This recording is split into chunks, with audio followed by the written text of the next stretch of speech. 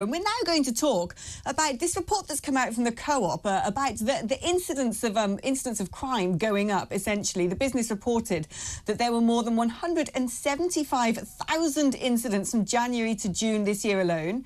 It's called on police forces to do more to target repeat offenders. Crime, shoplifting and antisocial behaviour has increased by over a third in CoOp shops.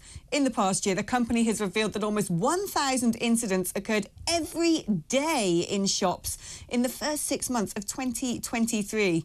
I mean, that is a huge amount, isn't it? One shop in inner London was looted 3 times in a single day. Shop workers have been subject to physical assaults. That's increased by almost a third year on year, with antisocial behaviour and verbal abuse also increasing by a fifth. CoOp has warned the level of crime is out of control and could see some locations become no-go areas for convenience shops.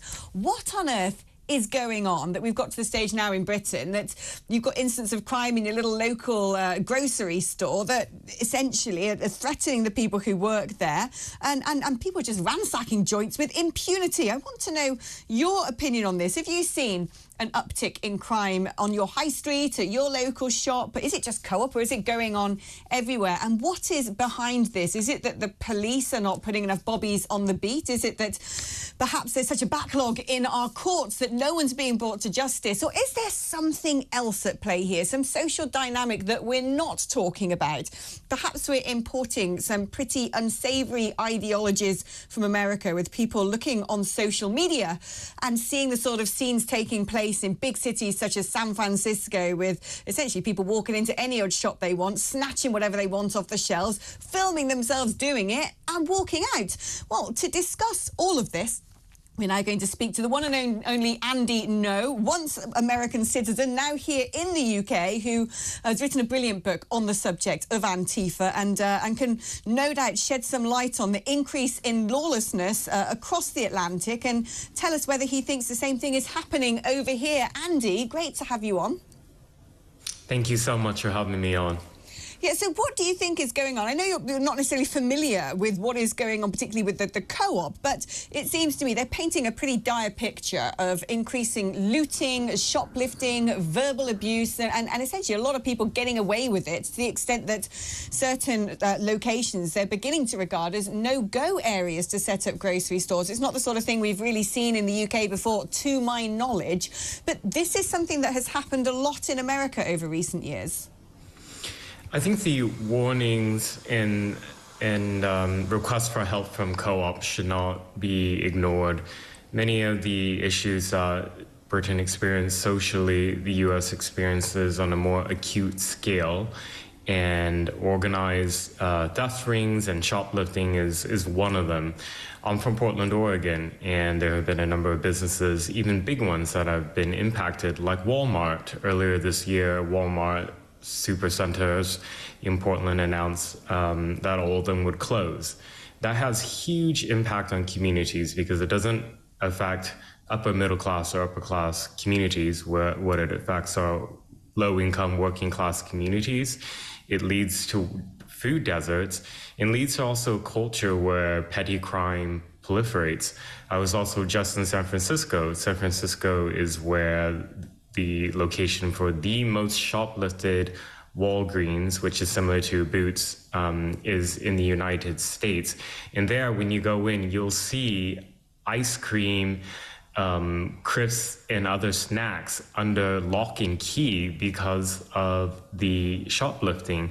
And that just creates an environment where thugs and criminals and even organized gangs feel empowered to commit these crimes.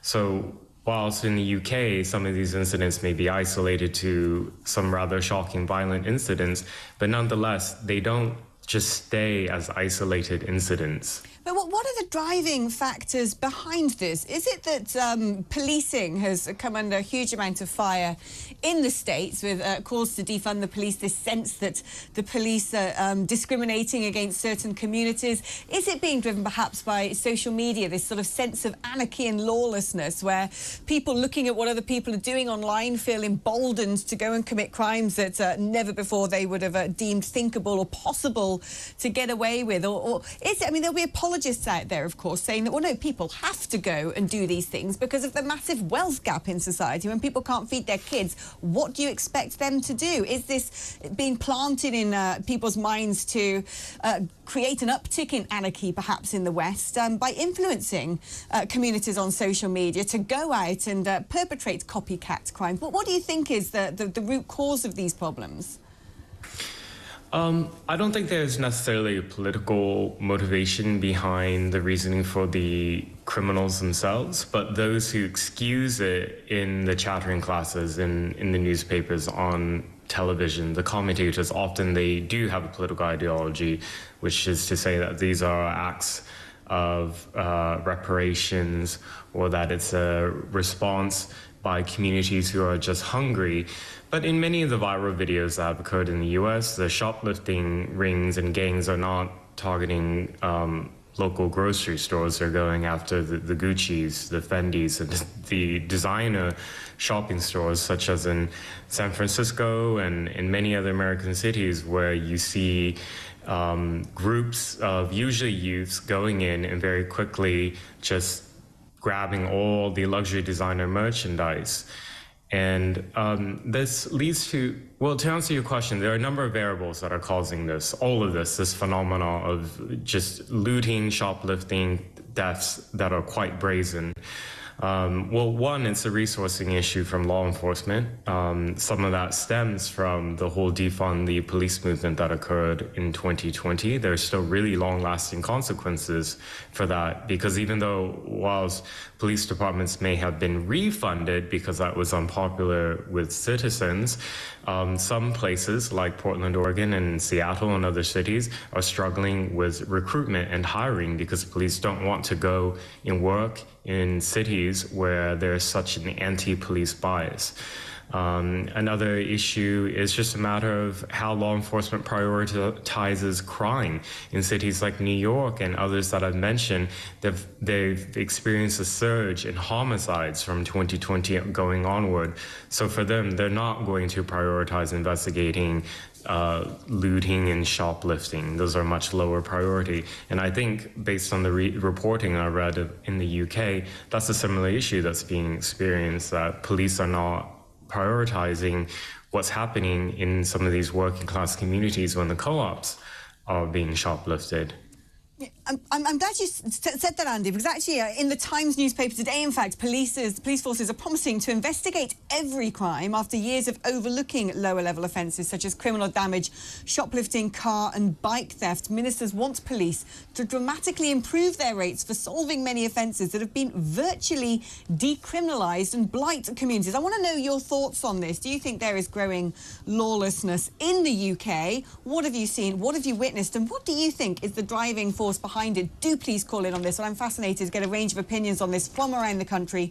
0344 499 1000, or of course message talk plus your message to 87222. Andy, what do you think the connection is between America and the UK on this? Do you think that it's essentially influence crossing the pond through social media, or is there something else happening in Western society in general that's leading to this higher anarchic state? I think across both sides of the Atlantic, there is an ideology within, I would say, left-wing elite classes that doesn't view issues of theft and petty crimes as really a social problem. In fact, some argue that it's a form of social justice.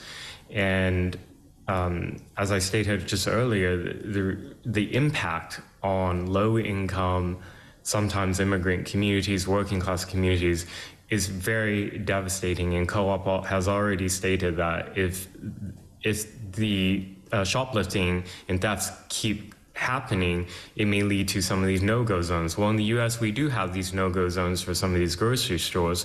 They're called food deserts. You can go to some parts of America, in some cities, and you can go for miles, and there will literally be no grocery store where families can access fresh fruits and vegetables, dairy, meat. And it also, that leads to huge health and consequences further social inequities as well.